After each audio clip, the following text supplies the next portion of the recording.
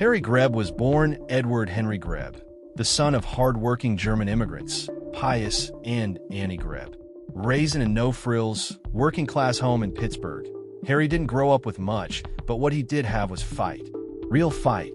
He stepped into the pro boxing ring for the first time in 1913, throwing punches in smoky local venues around Pittsburgh. By 1915, he wasn't just fighting neighborhood tough guys anymore. He was going toe-to-toe with some of the best in the game. That year, he faced off against two big names, Tommy Gibbons, a future Hall of Famer, and George Chip, the middleweight champion at the time. Both fights ended in losses by what they called newspaper decisions, unofficial verdicts made by ringside reporters, but Harry would eventually get his revenge. Then came 1917. That year, Greb fought an unbelievable 37 times a pace that no fighter today would even dream of, and won 34 of those fights, whether by official count or not. The names he beat that year were no slouches either. He took down battling Levinsky, who held the light heavyweight title, though it wasn't a title bout. He also beat former champ Jack Dillon, gave George Chip another loss, and outboxed heavyweight Willie Meehan, the same guy who'd managed to beat a young Jack Dempsey. Still, the title shot never came. In early 1918, he drew with Mike O'Dowd, who would go on to win the middleweight crown later that year. He also dropped a close one to Billy Misk. That should have slowed him down, but it didn't. Instead, Harry Greb went on one of the wildest win streaks in boxing history, 52 straight victories. And he wasn't padding his record with nobodies. He beat future champion Mike McTeague. He outworked big names like Misk, Mike Gibbons, and Bill Brennan. He beat guys like Jeff Smith and Leo Houck 3 times each. And battling Levinsky, Greb beat him 4 more times during that run, 6 times in total, while Levinsky was still the light heavyweight champ. Harry Greb wasn't waiting for someone to hand him a shot. He was out there fighting anyone, anytime, anywhere, and winning. Harry Greb didn't fight like most boxers. He didn't wait. He didn't pace himself. The bell would ring and Greb would explode.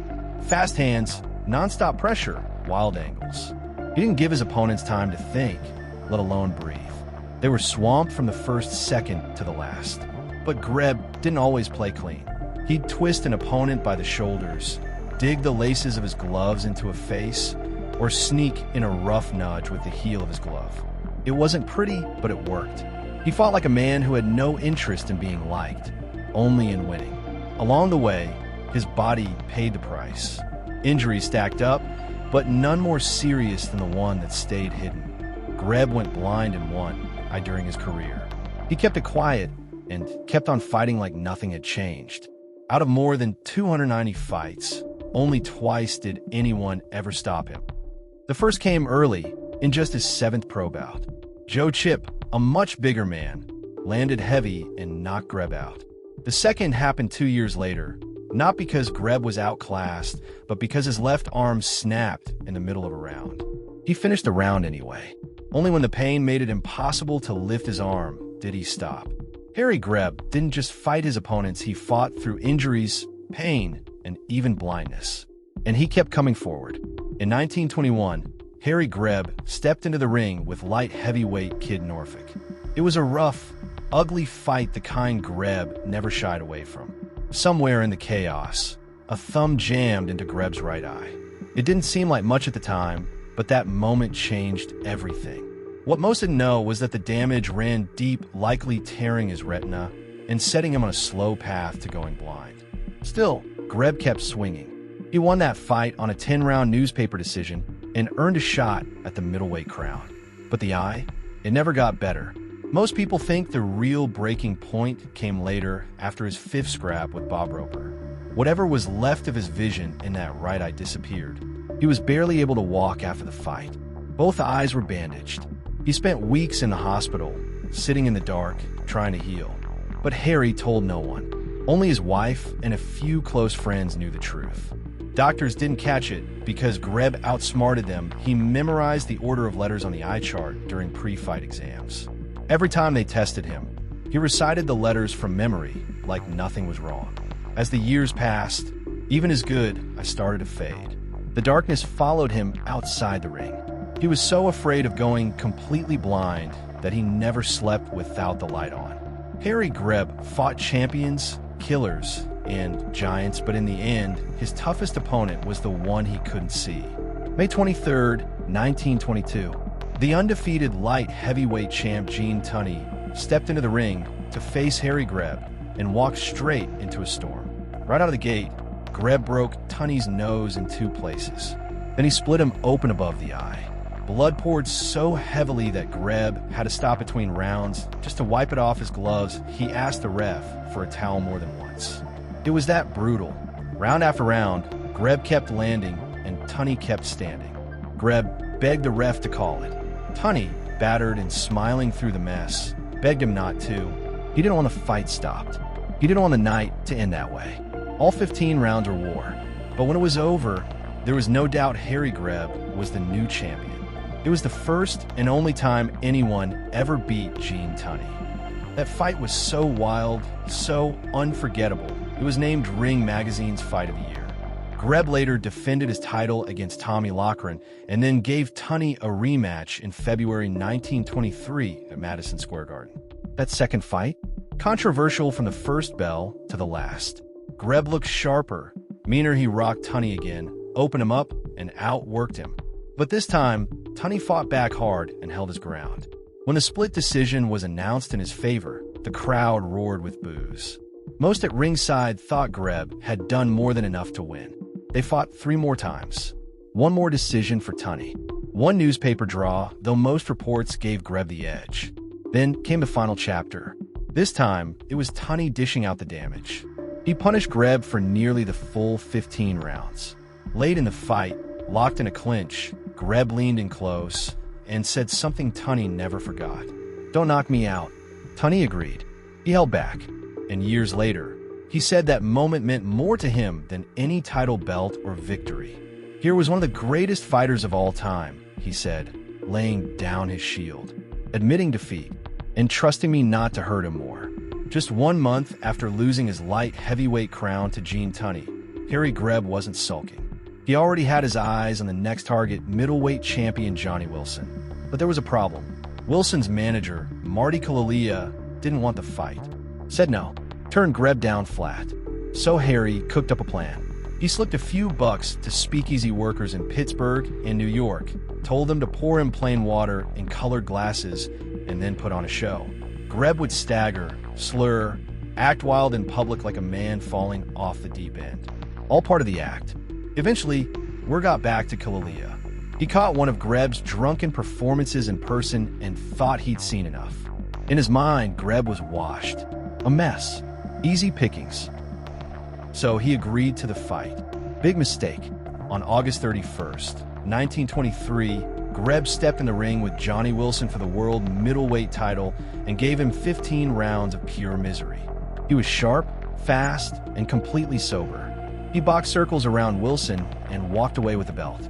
At one point during a nasty clinch, the ref tried to break them up and asked Greb what the hell he was doing. Greb didn't even flinch, just smirked and said, "Gouging Johnny in the eye, can't you see?" The crowd roared. That was Greb. They ran it back on January 18th, 1924, under the bright lights of Madison Square Garden. Another 15 rounds. Another Greb win. He didn't just take the title. He tricked his way into the ring, then made sure everyone knew he belonged there. In July 1925, the Polo Grounds in New York played host to a fight that felt more like a clash of wild spirits than just a title bout. Harry Greb was set to defend his middleweight crown against the tough, fearless welterweight champ Mickey Walker. Most people thought Greb would make weight. Even Walker figured he'd show up heavy. But on fight day, Greb stepped on the scale at 157.5 pounds, no sweat, no struggle, and just like that, the odds shifted. Greb was now the 9-5 favorite. The opening rounds were rough. Walker came in swinging, digging hard shots to Greb's body. Meanwhile, Greb was battling something else, cramps in both legs. But he pushed through, limping and leaning his way through the early storm. By the middle of the fight, Greb had found his rhythm. He started to loosen up, move more, pick his shots. Walker still landed a few flashy combos, but Greb was calling the pace now, turning the ring into his playground. When the final rounds came around, Greb took over. He outworked Walker, outsmarted him, and by the time the bell rang, there was no question. The judges gave it to Greb. Another win, another title defense. But that wasn't the end of it. Sometime later, the two crossed paths again, this time not in a ring, but in a smoking nightclub. Walker spotted Greb, sat down, and the two started talking about their fight. Then Walker made a comment that lit a fire. "If you hadn't thumbed me in the eye, I'd have one." Greb, already a few drinks in, didn't like that one bit. He jumped to his feet, ready to go all over again, right there in the club. Fists flew, tables were knocked over, and the two ended up brawling outside until their friends dragged them apart. Some say Greb handled Walker easily, even in his drunken state. Others claim Walker landed a cheap shot that knocked Greb out cold. The stories don't line up, but that's how legends are born. One thing's for sure, even outside the ring, Harry Greb never backed down from a fight. By the time Harry Greb stepped into the ring with Tiger Flowers in February 1926, he wasn't the same wild man he used to be. He was 32, and those years of nonstop fighting had taken their toll. But even worn down, Greb still had enough fire to take on anyone. Flowers wasn't an easy target. A slick southpaw with sharp defense and perfect timing, he made Greb miss again and again, then answered with clean counters. They fought for 15 rounds under the lights at Madison Square Garden. And when it was over, the judges gave it to Flowers. A lot of people weren't buying it. It was close. Too close. And Greb's fans weren't quiet about it. They called it a robbery. 6 months later, they did it again. The rematch was even more heated. Greb came in fired up, determined to take back his belt. He pushed the pace, threw punches and bunches, made it ugly just like the old days. But when the final bell rang, the judges gave it to Flowers again. This time, the crowd lost it. Fans stormed the ring, shouting, throwing things, demanding answers. Even Greb, who'd fought hundreds of rounds and rarely complained, had something to say. "Well, that was one fight I won, if I ever won any." That was it. That was the last time Harry Greb ever fought. He left the ring that night, without his title, but not without a fight. He never knew how to go out quietly. After the second loss to Tiger Flowers, Harry Greb knew he was done. The wild pace, the injuries, the endless fights had all caught up to him. He told a friend he was thinking about slowing down, maybe opening a gym in downtown Pittsburgh, staying close to the fight game without having to climb back through the ropes. By September 1926, he finally did something he'd put off for too long. His right eye, completely gone from years of damage, was removed and replaced with a glass one. He kept that injury secret for years, fooling doctors, memorizing eye charts, hiding it from the world. Around the same time, he got an offer to help Jack Dempsey get ready for the big fight against Gene Tunney. But Greb turned it down, saying, "I'd feel like a burglar taking Jack's money. Nobody can get him in good enough shape to beat Gene." He knew what Dempsey was up against. Soon after, Greb checked into a clinic in Atlantic City. He needed surgery to fix the mess left behind by all those fights and a few nasty car wrecks. His nose, his breathing, everything had taken a beating. But things didn't go as planned. Complications hit hard. On October 22nd, 1926, at 2:30 in the afternoon, Harry Greb's heart gave out. The man who had taken on everyone and feared no one gone at just 32. They laid him to rest at Calvary Cemetery, back in his hometown of Pittsburgh. No more fights, no more wild swings. But the stories? They were just getting started. In a time when many white fighters wouldn't go near a ring with a black opponent, Harry Greb didn't flinch. He fought guys like Jack Blackburn, Kid Norfolk, and Tiger Flowers fighters who could hit, move, and hurt you. Greb didn't care. If he could fight, he was game. And it wasn't just who he fought, it was how many. Greb stepped in with 16 fighters who would go on to be named Hall of Famers. Not once or twice, 48 times. Think about that. He went 32 wins, 11 losses, and 5 draws against the best names boxing ever produced. That includes Jack Blackburn, who eventually made it into the Hall, not for fighting, but for training greats like Joe Louis. Greb shared a ring with him too. Then there's 1919, just 1 year of his career. Greb fought 45 times that year and won all 45. Undefeated. 45 fights. 1 year. No tune-ups. No hand-picked opponents. Just gloves on and go.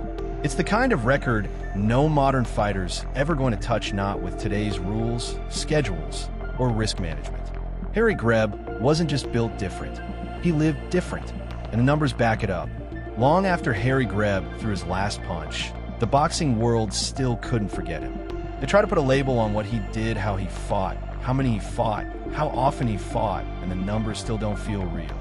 So they started giving him spots in the halls that matter. He was added to the Ring Magazine Hall of Fame in 1955, the Pennsylvania Sports Hall of Fame in 1970, the World Boxing Hall of Fame in 1980, and when the International Boxing Hall of Fame opened its doors in 1990, Harry Greb was one of the first names they called. And the rankings? They speak louder than any speech. They called him the human windmill. But Harry Greb was more than just wild punches and endless motion. He was chaos in gloves. He was a storm no one wanted to step into. He beat champions. He fought blind. He broke every rule, every limit, and every expectation the sport ever had. No film, no highlight reels, just stories, just numbers, just the echoes of packed arenas and stunned opponents. He walked into the ring over 300 times, and not one man who faced him ever forgot it. Harry Greb didn't chase fame. He chased fights. And in the end, that's what made him a legend. Thanks for watching, and if you didn't know him before, now you do.